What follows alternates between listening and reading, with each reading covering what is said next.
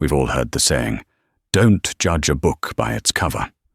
But what happens when that book is the man who signs your paychecks, and you just treated him like a criminal?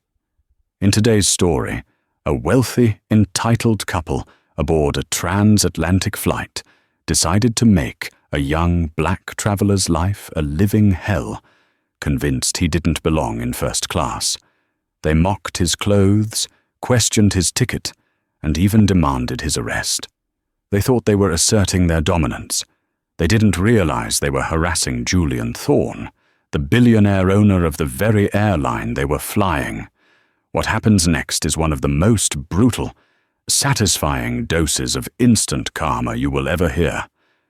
You do not want to miss the ending. The air inside the JFK International First Class lounge was conditioned to a crisp 68 degrees, smelled faintly of white tea and old money, and was currently being polluted by the voice of Alistair Kensington. Alistair was the kind of man who wore his wealth like a suit of armor. Specifically, a bespoke Savile Row suit that cost more than a mid-sized sedan. He was standing near the buffet, holding a crystal flute of Dom Perignon, loudly recounting a merger to his wife, Victoria, who seemed more interested in judging the footwear of passing travelers than listening to her husband's business exploits. "It's a hostile takeover, darling. They don't have a choice," Alistair boomed, ignoring the glare of a tired businessman trying to read the Financial Times nearby. "Just like this airline, I heard Stratosphere is cutting corners. Look at the service. It's slipping." Victoria, a woman whose face was frozen in a permanent expression of mild distaste, sipped her champagne. "Well, as long as we don't have to sit near any riff-raff. You know how the upgrades are these days. They let anyone in with a credit card miles offer." Sitting 3 tables away, obscured by a large potted fern and the hood of a charcoal grey cashmere sweater, was Julian Thorne. Julian didn't look like the owner of a logistics empire. He didn't look like the man who had quietly acquired a majority stake in Stratosphere Airlines 3 months prior. To the casual observer, he looked like a tech dropout, or perhaps a musician trying to stay incognito. He wore joggers, pristine white sneakers, and noise-cancelling headphones that were currently turned off. He was tired. It had been a grueling week of negotiations in New York, cleaning up the financial mess the previous CEO had left behind. Today was his first time flying the flagship New York to London route since the acquisition. He wasn't flying private. He needed to see the product. He needed to know what his customers were experiencing. He picked up his sparkling water, his eyes scanning the room. He watched as Alistair Kensington snapped his fingers at a lounge attendant. "You! Boy!" Alistair called out. The attendant, a young man named David, froze. "This champagne is room temperature. Bring me a fresh bottle, ice cold, and be quick about it." "I'm terribly sorry, sir," David said, his voice trembling slightly. "I'll get that right away." "Unbelievable," Victoria huffed, loud enough for Julian to hear. "It's hard to get good help." Julian noted the time and the employee's name on his phone. He wasn't angry yet. He was observant. This was data, but his tranquility was about to be shattered. As the boarding announcement for Flight SA 902 to London. Heathrow chimed over the speakers, Julian stood up. He stretched, grabbed his modest leather duffel bag, and moved toward the gate. He reached the priority lane at the same time as the Kensingtons. Alistair stopped abruptly, his polished Oxford shoe nearly clipping Julian's sneaker. He looked Julian up and down, his lip curling in a sneer that seemed practiced in front of a mirror. "Excuse me," Alistair said, but the tone wasn't apologetic. It was accusatory. "This is the first-class line. Economy boarding is back there." He pointed vaguely toward the chaotic mass of people at the other end of the terminal. Julian adjusted his grip on his bag, his face impassive. "I know where I am. Thank you." I don't think you do, Victoria chimed in, clutching her Birkin bag as if Julian might snatch it. This is Group 1. It costs $10,000 a seat. I hardly think— Victoria, don't bother, Alistair interrupted, stepping physically in front of Julian to block his path to the podium. He's probably trying to sneak on early to steal overhead bin space. It's a common trick. The gate agent, a woman named Linda who had worked for the airline for 20 years, looked up. She smiled professionally at Alistair. Boarding passes, please. Alistair slammed his pass down. Alistair and Victoria Kensington, 1A and 1B. And you might want to check his ticket. He jerked a thumb at Julian. He seems lost. Linda scanned the Kensington's passes. Welcome aboard, Mr. and Mrs. Kensington. Enjoy your flight. They didn't move. They stood there, waiting to see Julian rejected. Julian stepped forward. He didn't say a word. He simply placed his phone on the scanner. Beep. Linda looked at the screen. Her eyes widened slightly. The code on the screen didn't just say first class. It had a specific internal tag, VIP, classified, board directors. She looked up at Julian, her demeanor shifting from polite to reverent. She opened her mouth to greet him by title, but Julian raised a single finger to his lips in a subtle shh motion. He winked. Linda understood immediately. Welcome aboard, Mr. Thorne. You're in seat 1K, right this way. Alistair's jaw dropped. 1K? That's a solo suite. How on earth did he afford that? Miles, probably, Victoria whispered loudly as they walked down the jet bridge. Or an employee pass. He's probably a relative of a stewardess. Julian walked behind them, the metal gangway vibrating under his feet. He took a deep breath. It was going to be a long 7 hours. The first-class cabin of the Stratosphere, Boeing 777, was a sanctuary of beige leather, walnut wood, and soft ambient lighting. There were only 8 suites, arranged in a 1-2-1 configuration. The Kensingtons were in the center pair, 1D and 1G. Alistair had been mistaken about 1A and 1B, which were window seats. Julian was in 1K, a window seat on the right side, directly across the aisle from Victoria. As Julian stowed his bag and settled into the seat, taking out a tablet to review the quarterly earnings reports, he felt eyes on him. I don't feel safe, Alistair, Victoria said. She wasn't whispering. He's right there. He's looking at a tablet. Probably hacking something. I'll handle it, Alistair said, unbuckling his seatbelt before the plane had even pushed back. Alistair stood up and loomed over Julian's suite. The walls of the suite were high, but Alistair was tall and intrusive. Hey! Alistair barked. Julian didn't look up. He swiped a page on his tablet. Can I help you? I want to see your ticket stub. Julian finally looked up. His eyes were dark and calm, possessing a stillness that usually unsettled people. I beg your pardon. You heard me. I want to see your ticket. There's been a mix-up. This cabin is for paid customers, elite members, not for people who get lucky upgrades. I assure you my ticket is valid, Julian said softly. Now, if you'll excuse me, I have work to do. Work? Alistair scoffed. What do you do? Rap? Sell drugs? The cabin went silent. A businessman in 2A lowered his newspaper. The atmosphere instantly grew heavy. Sir, a voice cut through the tension. It was the purser, the lead flight attendant. Her name tag read Sarah. She was a veteran of the skies, composed but clearly stressed. She had seen the Kensingtons' behavior during boarding. Mr. Kensington, please take your seat, Sarah said firmly. We are preparing for departure. I will not take my seat until you verify this man's credentials. Alistair pointed a shaking finger at Julian. He doesn't belong here. Look at him. He's wearing a hoodie in a $10,000 cabin. It's insulting to the rest of us who paid good money. Sarah stepped between Alistair and Julian. Mr. Thorne is a valued guest of Stratosphere Airlines. He is in his assigned seat. Now sit down, or I will have to report this as a disturbance to the captain." Alistair turned red. "Do you know who I am?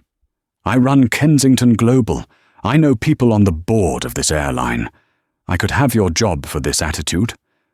Julian watched Sarah. This was the test. How would she handle a VIP threatening her livelihood? Sarah didn't flinch. "Sir, you can contact whomever you like when we land. Right now, federal regulations require you to sit down." Alistair huffed, adjusting his suit jacket. He glared at Julian. "This isn't over. I'm going to have a word with the pilot." He sat down, but the toxicity lingered in the air like a bad smell. As the plane taxied, Victoria leaned across the aisle toward Julian. "You know," she hissed, "you really should have just taken the economy seat. You're going to be very embarrassed when security meets the plane." Julian put his headphones on, closed his eyes, and smiled. "We'll see, Mrs. Kensington. We'll see." The first 2 hours of the flight were excruciating. Every time Julian moved, the Kensingtons made a comment. When he ordered the beef tartare, Alistair remarked loudly, "I didn't know they served soul food." When Julian asked for a specific vintage of Pinot Noir, Victoria giggled, "He probably thinks it's grape juice." Julian remained stoic. He was documenting everything, every slur, every aggression, every failure of the Kensingtons to act like civilized human beings. He was also documenting the crew. Sarah and her team were saints. They apologized to Julian silently with their eyes, refilling his water, checking on him with extra care. Around nearly 3 hours into the flight, over the dark expanse of the Atlantic, things escalated from verbal abuse to physical aggression. Julian had reclined his seat into a bed to get some rest. He had left his shoes, clean, expensive sneakers, tucked neatly in the cubby. Alistair, stumbling slightly from having consumed 3 heavy scotches in rapid succession, got up to use the lavatory. On his way back, he tripped. Contents of his tumbler, amber liquid and ice, splashed all over Julian's legs and onto the expensive upholstery of the seat. Julian sat up, shock registering on his face. The cold liquid soaked through his joggers. "Oops," Alistair said, slurring. "Maybe you should have kept your legs in your own area. Clumsy." "You did that on purpose," Julian said, his voice dropping an octave. The calm was beginning to fracture. "Prove it," Alistair sneered. "It was turbulence. Though, honestly, it's an improvement. Wash some of the street off you." That was it. Julian stood up. He wasn't just a businessman. He was 6'2" and boxed 3 times a week to manage stress. When he stood to his full height in the confined cabin, he loomed over Alistair. "Sit down," Julian commanded. The authority in his voice was absolute. It wasn't the voice of a passenger. It was the voice of a man who commanded boardrooms. Alistair blinked, taken aback by the sudden shift in dynamic. "Don't you tell me what to do." "Sarah!" Julian called out. Sarah appeared instantly from the galley. "Mr. Thorne? Oh my God." She saw the mess. "This man just assaulted me," Julian said, pointing at Alistair. "He threw his drink on me." "He's lying," Victoria screeched from her seat. "He bumped into my husband. He's the aggressor. I saw it. He threatened to hit Alistair." "That is a lie," the businessman in 2A said, standing up. "I saw the whole thing. The guy in the suit poured it on him." "Shut up," Alistair yelled at the witness. "Mind your business. Mr. Kensington, that is enough." Sarah's voice was shaking but loud. "Go to your seat immediately. I am notifying the captain." "Good," Alistair screamed. "Get the captain.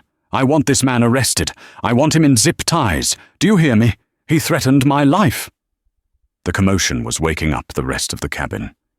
People were peering through the curtains. The situation was spiraling out of control. I'm going to the cockpit, Sarah whispered to her colleague. Watch them. Moments later, the cockpit door opened. Captain Miller, a man with grey hair and 4 stripes on his shoulder, stepped out. He looked grave. He walked into the first-class cabin, assessing the scene. The wet seat. The angry, red-faced Alistair. The calm, soaked Julian. "What is going on here?" Captain Miller asked. "Captain!" Alistair stepped forward, trying to use his height to intimidate the pilot. "This man," he pointed at Julian, "is a security threat. He assaulted me. He's drunk. He's been harassing my wife. I demand you restrain him." Captain Miller looked at Julian. He didn't recognize him. Julian had never met this specific pilot personally, and Julian's photo wasn't plastered in the break rooms yet. "Sir," Captain Miller addressed Julian. "Did you assault this passenger?" "No, Captain," Julian said. "Mr. Kensington threw his drink on me because he objects to my presence in this cabin." "Liar!" Victoria yelled. "He's a thug." "Captain," Alistair said, lowering his voice to a conspiratorial tone. "Look at him. Then look at us.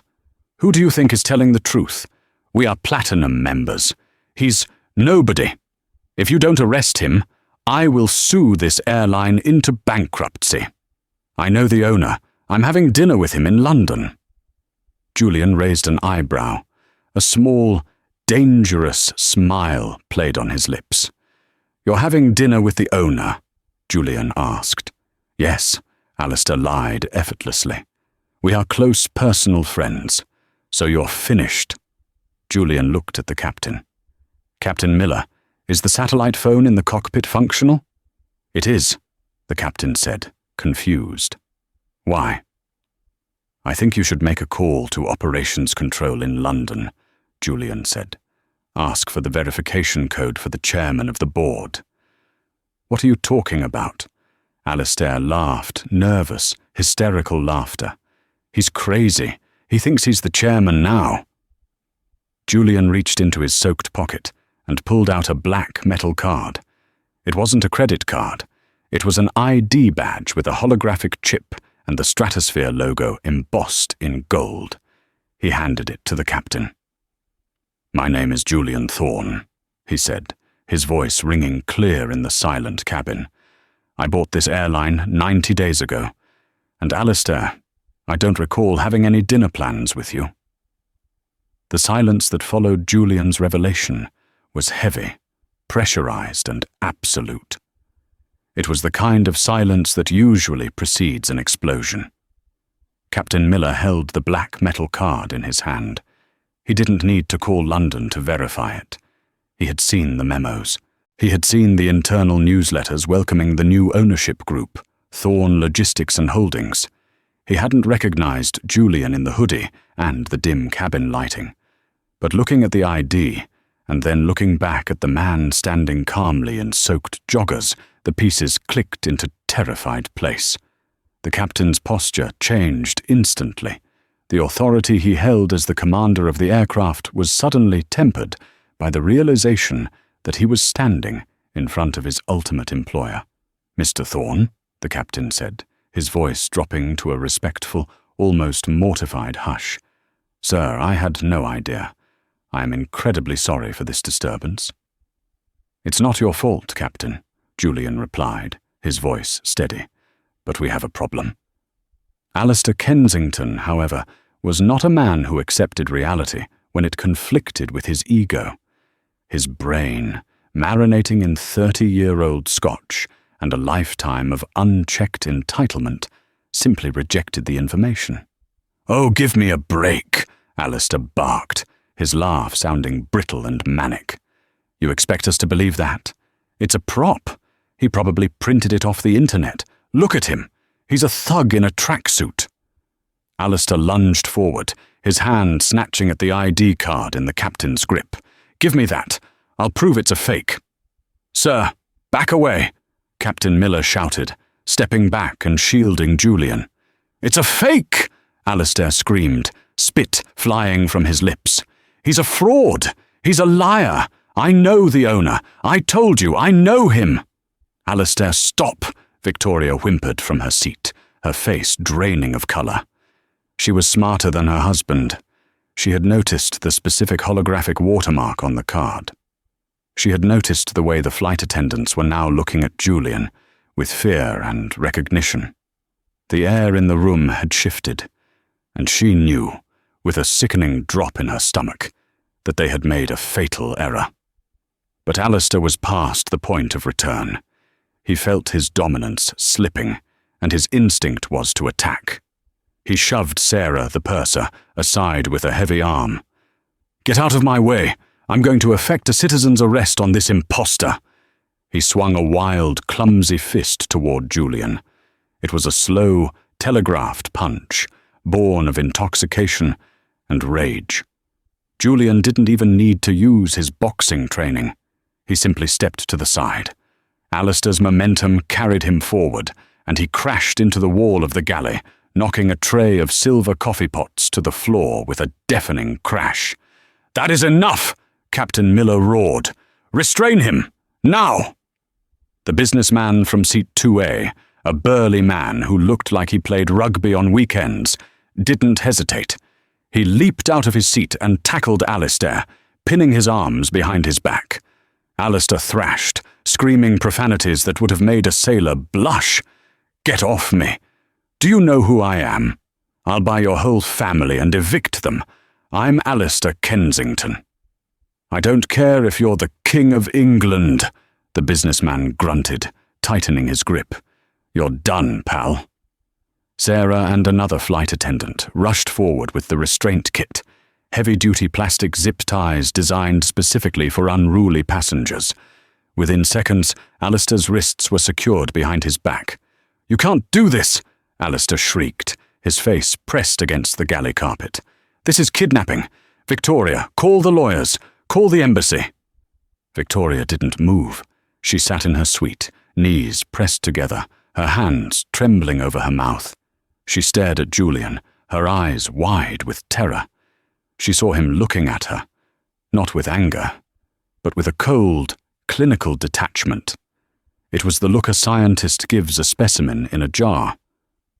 "Captain," Julian said, adjusting his soaked sleeves. "Mr. Kensington is a threat to the safety of this flight.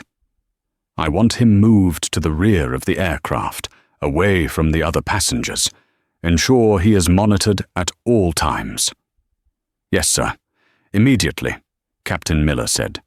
He motioned to the male flight attendants. "Take him to the back galley. Seat him in the jump seat. If he spits or bites, use the mask." They hauled Alistair up. He was weeping now, a sloppy mix of rage and self-pity. As they dragged him past Julian, he looked up, his eyes bloodshot. "You'll pay for this," Alistair hissed. "I'll ruin you." Julian leaned in close, so only Alistair could hear. "Mr. Kensington, you are currently flying on my plane, burning my fuel, drinking my champagne, and threatening my staff. You have absolutely no leverage here. The only thing being ruined today is you." They dragged him away, his screams fading as he was pulled through the business-class cabin, past the shocked faces of the other passengers, and into the depths of the economy section. The first-class cabin fell into a stunned silence. The floor was wet with scotch and coffee. The air smelled of alcohol and aggression. Julian exhaled a long breath, the adrenaline beginning to fade, leaving him cold and sticky. "Mr. Thorne," Sarah said, her voice trembling. She had tears in her eyes. "I am so sorry. We should have stopped him sooner.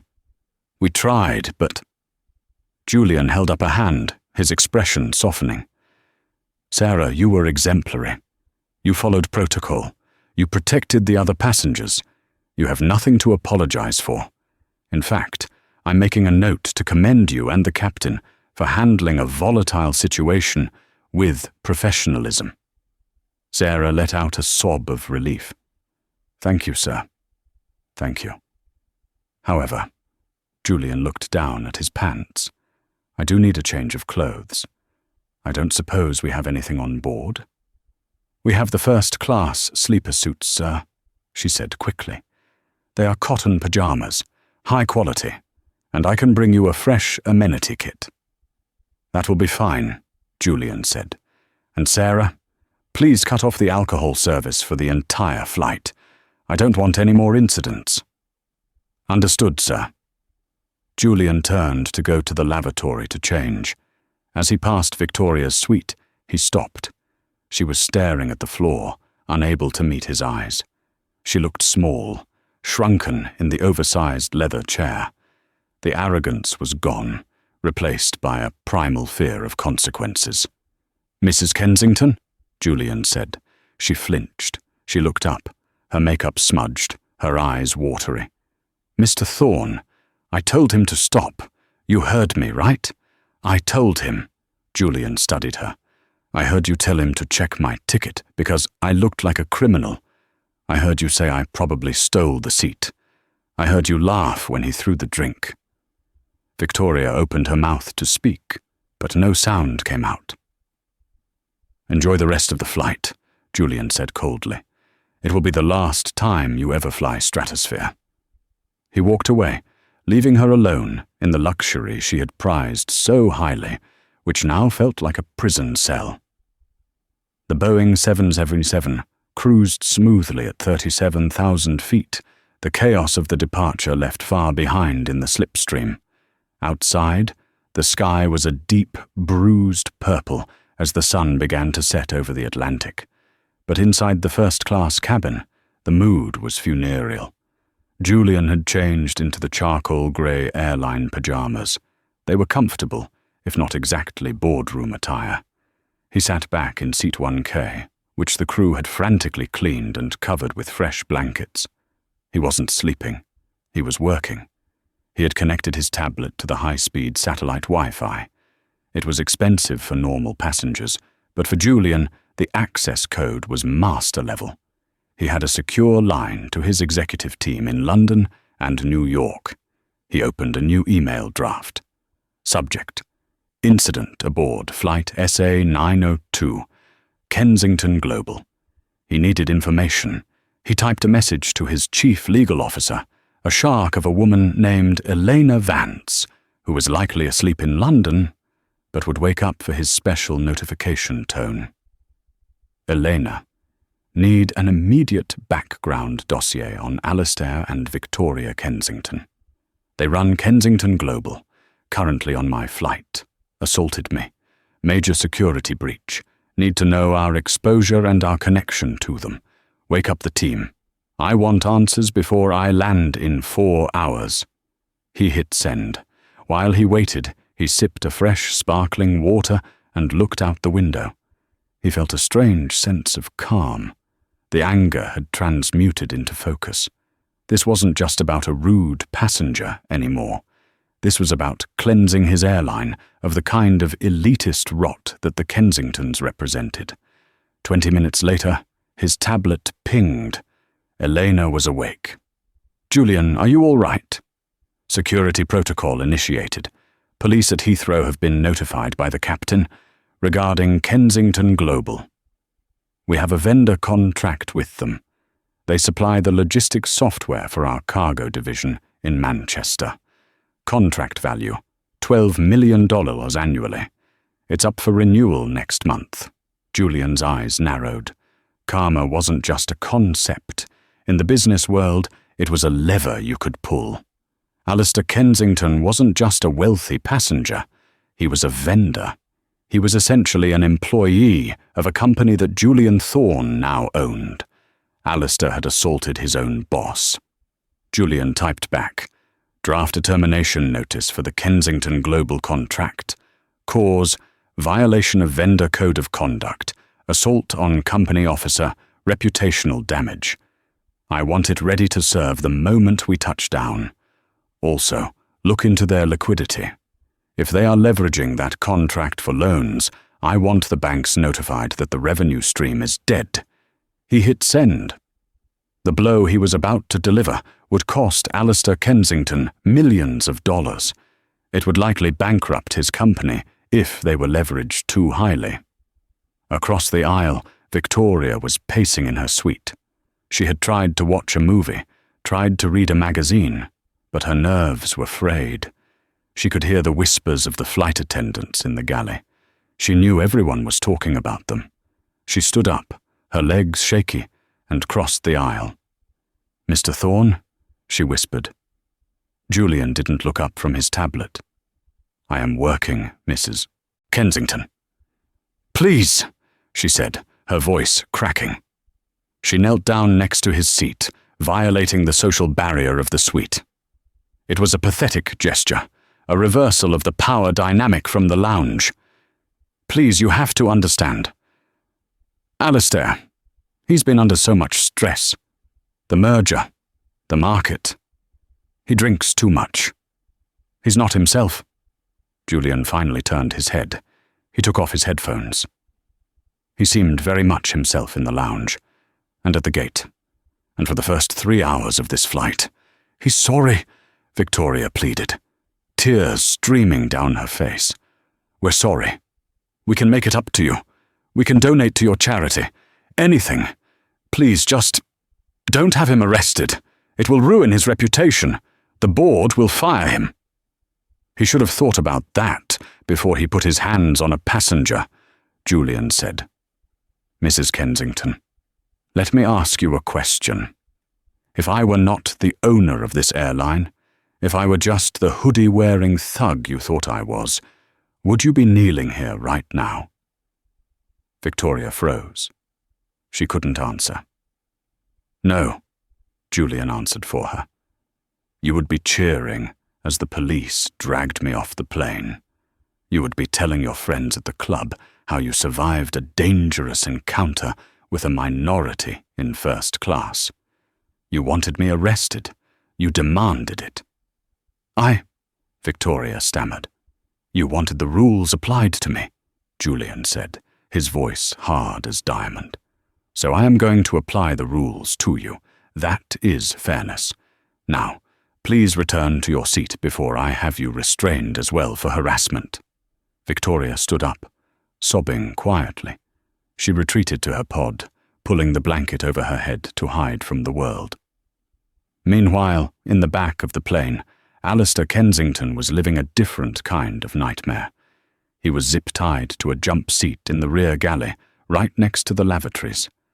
Every passenger who needed the bathroom had to step over his legs.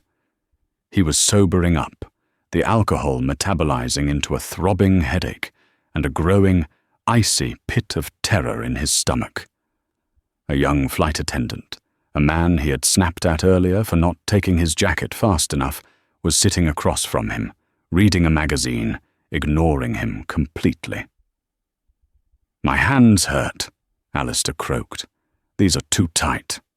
"Standard procedure, sir," the attendant said without looking up. "I need water.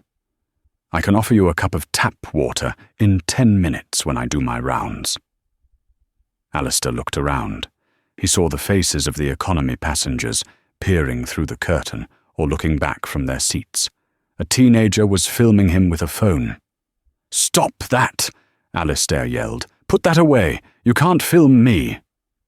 "Actually, he can," the flight attendant said calmly. "Public space. And frankly, sir, you're the entertainment." Alistair closed his eyes. He tried to replay the events. How did I miss it? How did I not know? Julian Thorne, the recluse billionaire, the tech prodigy who moved into logistics. He had heard the name, but he had never seen the face. He had assumed the owner of an airline would look like him. Older. White. Bespoke suit. He had judged Julian based on a hoodie and skin color, and that judgment was going to cost him everything. Back in first class, Julian received another email. Update from legal. The termination letter is drafted. Also, I found something interesting. Kensington Global is currently in talks to be acquired by a larger firm, Apex Logistics. The deal hinges on their exclusive contracts with major carriers like Stratosphere. If we cancel this contract, their valuation drops by 60%. The acquisition will likely fall through. Julian read the words. It was a death sentence for Alistair's career. If the deal fell through because of Alistair's personal misconduct, his own board of directors would sue him for breach of fiduciary duty. He would lose his company, his stock options, his golden parachute. He would be left with nothing but his Savile Row suits. Julian typed a reply. Prepare the press release. Stratosphere Airlines severs ties with Kensington Global, citing zero-tolerance policy for abuse of staff and passengers. Hold it until we land. I want the police report number included. He set the tablet down. He felt the plane begin its initial descent. The engines shifted pitch. The nose dipped slightly. The captain's voice came over the intercom. Ladies and gentlemen, this is Captain Miller. We are beginning our descent into London Heathrow. We have been given priority clearance for landing. I would like to ask all passengers to remain seated with their seatbelts fastened after we touch down. Authorities will be boarding the aircraft to remove a disruptive passenger. We apologize for the delay and thank you for flying Stratosphere. Julian looked out the window at the lights of London twinkling below. It was a beautiful city, a city of history, of law, and of consequences. He turned to look at Victoria one last time. She was sitting upright, staring blankly at the screen in front of her, which showed the flight map. She looked like a ghost. Prepare for landing, the automated voice said. Julian tightened his seatbelt. The show was about to begin. The wheels of the Boeing 747 kissed the tarmac of London Heathrow with a solid thud, followed by the roar of the reverse thrusters. For most passengers, this sound signaled arrival, vacation, or home. For Alistair and Victoria Kensington, it sounded like the slamming of a prison cell door. As the aircraft taxied toward Terminal 5, the cabin remained eerily quiet. The usual shuffle of passengers retrieving bags was absent. The captain's order to remain seated was being strictly obeyed. Through the windows, the flashing blue lights of the Metropolitan Police vehicles were visible, reflecting off the wet tarmac. They weren't just waiting at the gate, they were waiting at the jet bridge stand. In the first-class cabin, Julian unbuckled his seatbelt as the fasten seatbelt sign flickered off. He stood up, stretching his legs. He looked fresh, composed, and utterly in command, despite wearing simple airline pajamas. He picked up his bag and walked to the front galley. Sarah, the purser, was already there, opening the main cabin door. "The police are asking for permission to board, Mr. Thorne," Sarah said. "Granted," Julian nodded.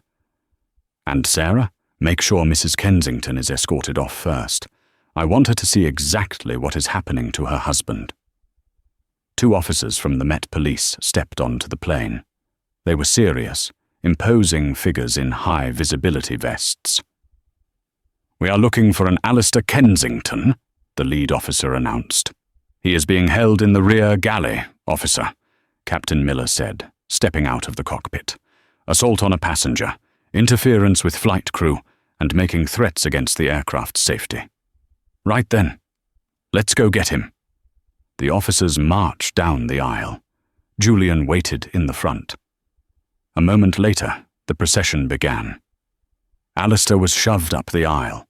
His suit was rumpled, his tie was missing, and his wrists were still tightly bound in plastic zip ties. He looked like a broken man, sweaty, pale and trembling.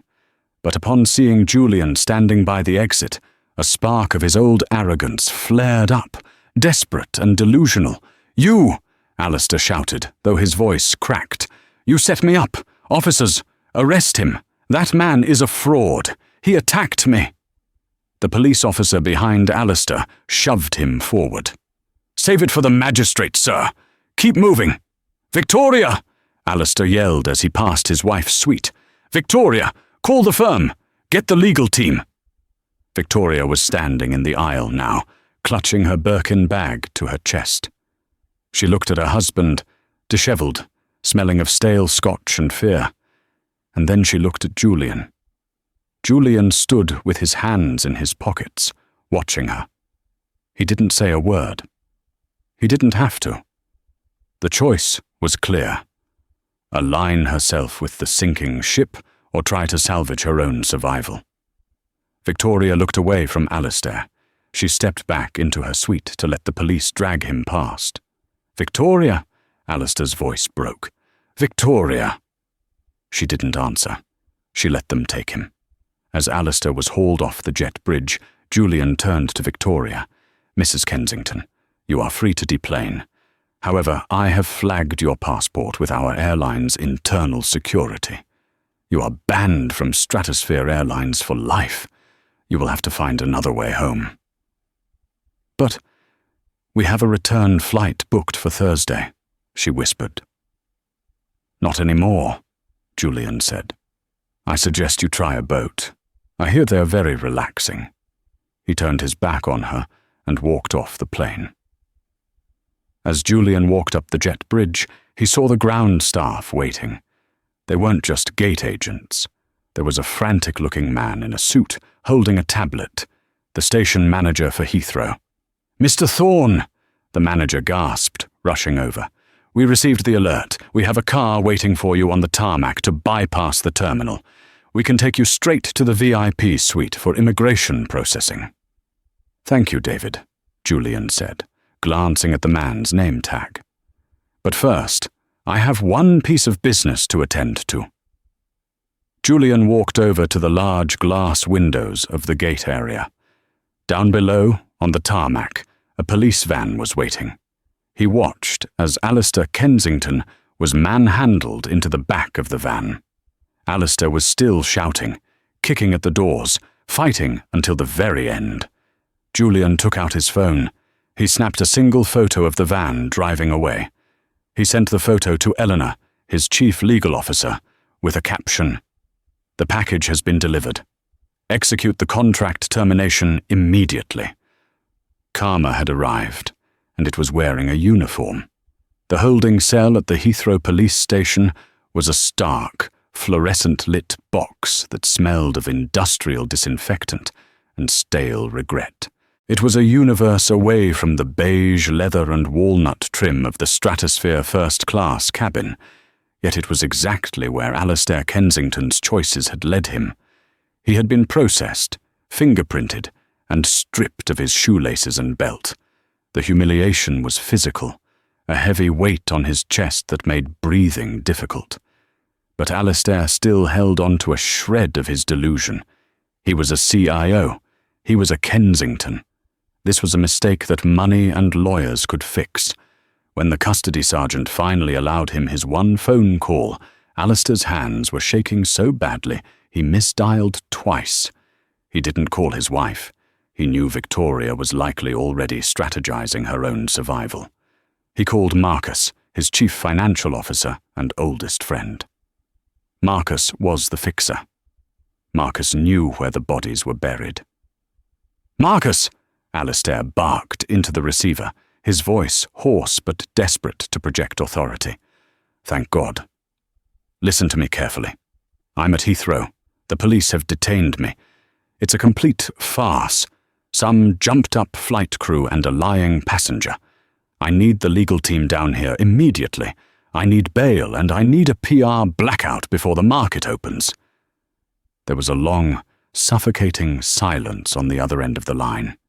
It wasn't the silence of a bad connection. It was the silence of a man standing on a bridge, watching it burn. "Alistair," Marcus said, finally. His voice was unrecognizable, cold, distant, and devoid of their usual camaraderie. "You haven't seen it, have you?" "Seen what?" Alistair snapped, pacing the small length of the cord. "I'm in a cell. I haven't seen anything. Just get down here." "You're trending, Alistair," Marcus said, the words landing like stones. #1 in the UK, #3 globally, a teenager in seat 4E. He filmed everything, from the moment you were zip-tied. He caught you screaming at the purser. He caught you calling the passenger a hoodlum. He caught you threatening to buy the airline and fire everyone. Alistair felt the blood drain from his face, leaving him lightheaded. We can spin that. Medical reaction. Ambien and alcohol. A bad mix. Draft a statement. It's too late for spin, Marcus cut him off, his voice raising slightly. The video has 4 million views in 2 hours. The hashtag is first-class racist. But that's not the worst part. What could possibly be worse? Alistair whispered. Julian Thorne. Marcus said the name like a curse. The man you assaulted. Stratosphere Airlines just issued a global press release. It hit the wire 20 minutes ago. They have formally terminated the Kensington Global Vendor contract, effective immediately. Alistair gripped the phone so tight his knuckles turned white. They can't do that. We have a 3-year agreement. They cited the morality and conduct clause, Alistair. You assaulted the owner of the client company. It's an ironclad breach. Marcus sounded frantic now. Do you understand what this means? That contract was 40% of our revenue stream. It was the collateral for the bridge loan we took out to cover the Asian expansion. A cold sweat broke out on Alistair's forehead. Call the bank. Tell them it's a temporary setback. I did call the bank, Marcus replied, his voice dropping to a whisper.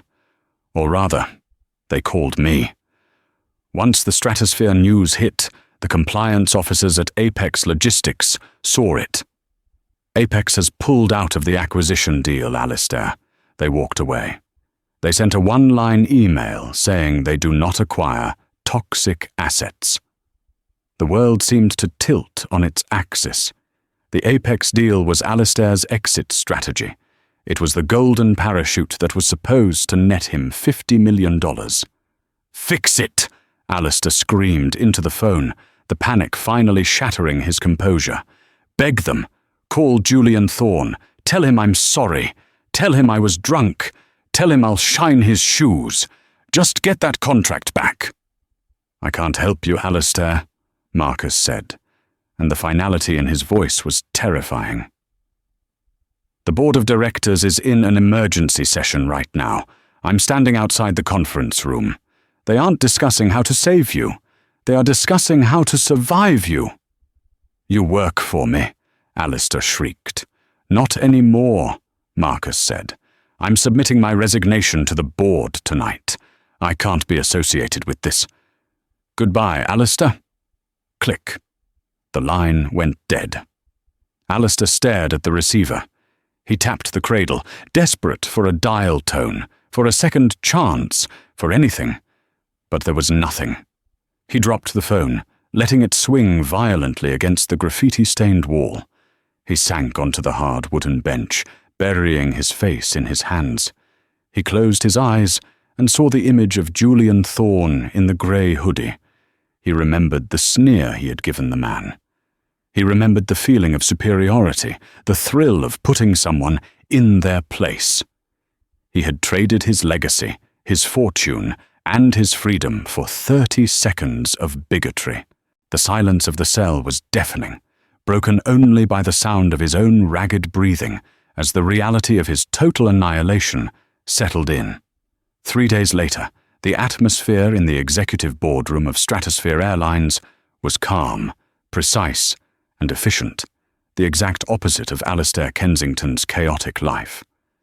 The room, located on the top floor of the London headquarters, offered a panoramic view of the Thames and the City of London skyline. Julian Thorne stood by the window, dressed in a simple black t-shirt and dark jeans. He was looking out at the city, watching the tiny moving parts of the logistics network he now controlled. Behind him, Elena Vance, his chief legal officer, sat at the long mahogany table, a thick dossier opened in front of her. "The dust is settling, Julian," Elena said, tapping a pen against the paper. "But the landscape has changed significantly." Julian turned from the window. "Give me the summary." Elena adjusted her glasses. "It's a bloodbath for them, frankly. Let's start with Alistair. He was arraigned yesterday. He's out on bail, but his passport has been surrendered. The Crown Prosecution Service is pursuing charges of common assault and endangering the safety of an aircraft. If convicted, he's looking at a prison sentence, not just a fine." "And the civil side?" Julian asked, pouring himself a glass of water. "We've filed suit for damages to the aircraft interior and the disruption of operations," Elena continued. "But honestly, I don't think we'll see a penny. Kensington Global filed for Chapter 11 bankruptcy protection this morning. With the Stratosphere contract gone and the Apex deal dead, their stock plummeted 85% in 48 hours. The creditors are picking the carcass clean." Julian nodded slowly. He didn't feel joy. He felt a grim satisfaction, the feeling of a complex equation finally balancing out to zero. And the wife? Victoria? Elena sighed, flipping a page in the dossier. "This is the part that actually surprised me. Victoria Kensington didn't just distance herself, she nuked him. She filed for divorce yesterday morning. Her legal team is aggressive. They are claiming she was a victim of his erratic and abusive behavior, and are petitioning to freeze her personal assets to separate them from his debts." Julian raised an eyebrow. "She threw him to the wolves." "She is a wolf, Julian," Elena corrected. "She realized the ship was sinking, so she shoved him off to use his body as a raft. She's trying to salvage her social standing, but it's not working. We've blacklisted her from the airline for life, and from what I hear, the London social circuit has closed its doors to her. No one wants to be seen with the woman from the racist Plain Lady video. It was a total dismantle, a systemic erasure of two people who had believed themselves untouchable." "We didn't do this to them, Elena," Julian said softly, sitting down at the head of the table. "I want to be clear on that. I didn't bankrupt his company. I didn't ruin his marriage. I didn't compel him to assault me." "I know," Elena said. "I just held up a mirror," Julian continued, his voice thoughtful. "If I had been anyone else, if I had been a student or a teacher or just a guy going on vacation, I would be the one in that cell right now. Alistair would have used his lawyers and his connections to crush me. He would have turned me into the criminal. The only reason justice happened this time is because I happened to own the plane. And that is a dangerous reality." He paused, looking at the Stratosphere logo embossed on the leather notebook in front of him. "What about the crew?" Julian asked, shifting gears. "Sarah and her team? They are doing well," Elena smiled, the first genuine smile of the meeting. "They are on paid leave for the week. We sent the bonus checks you authorized. Sarah sent an email this morning. She said she's used the money to book a trip for her parents. She also said—" Elena hesitated. "Said what?" "She said thank you for standing up. She said in 20 years of flying, she's never seen an executive actually back the crew against a platinum member. She said it changed the way she feels about wearing the uniform." Julian felt a lump in his throat. That meant more to him than the stock price or the acquisition. "Good," Julian said. "That brings me to my final point for the day. I want a policy change, effective immediately." Elena readied her pen. "Go ahead." "I want to overhaul the dress code and the upgrade protocols," Julian said firmly. "I want a memo sent to every gate agent and flight attendant. We do not profile passengers based on attire. We do not assume wealth looks a certain way. If a kid in a hoodie has a ticket for 1A, he gets treated like the King of England. If a guy in a 3-piece suit acts like a savage, he gets treated like a security threat. Character is our currency, not cloth." "I'll draft it today," Elena said, making a note. "Anything else?" "Yes. Get me a new hoodie. The grey one is ruined." Elena laughed, closing the dossier. Julian stood up and walked back to the window. Below him, London was moving. 1,000 stories playing out on the streets. He checked his phone. A news notification popped up on his screen. Former CEO destitute. The spectacular fall of Alistair Kensington continues as bank repossesses Mayfair estate. Julian looked at the headline for a second, then swiped it away without reading the article. The story of Alistair Kensington was over. He was a footnote in the history of the airline, a cautionary tale to be told in training seminars. Julian put on his headphones, the same noise-cancelling ones that had so offended Alistair, and queued up his favourite playlist. He turned the volume up, drowning out the silence of the boardroom. He grabbed his bag and headed for the door. He had a logistics meeting in Tokyo tomorrow. And yes, he would be flying commercial. And yes, he would be wearing a hoodie. Because Julian Thorne knew the truth now. You can buy an airline, you can buy a suit, and you can buy a first-class ticket. But you cannot buy class. That you have to earn. And that is the brutal, satisfying conclusion to the story of Alistair and Victoria Kensington. It's a reminder that in the age of smartphones and social media, character is always being recorded. Alistair thought he was asserting his dominance over a thug in a hoodie, but he was actually signing the death warrant for his own career, his marriage, and his legacy. Julian Thorne didn't just win a fight, he proved a fundamental truth. True power doesn't need to shout, and it certainly doesn't need to put others down to feel tall. The hoodie didn't make Julian a criminal, just like the suit didn't make Alistair a gentleman. If you enjoyed this deep dive into instant karma and justice served ice cold, please smash that like button. It really helps the channel grow and tells the algorithm you want more stories like this. And if you haven't already, hit subscribe and turn on the notification bell.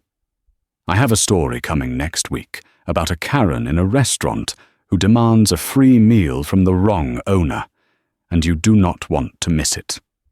What would you have done if you were Julian? Would you have sued them into bankruptcy, or was getting them arrested enough? Let me know your thoughts in the comments below. Thanks for watching, stay humble, and I'll see you in the next story.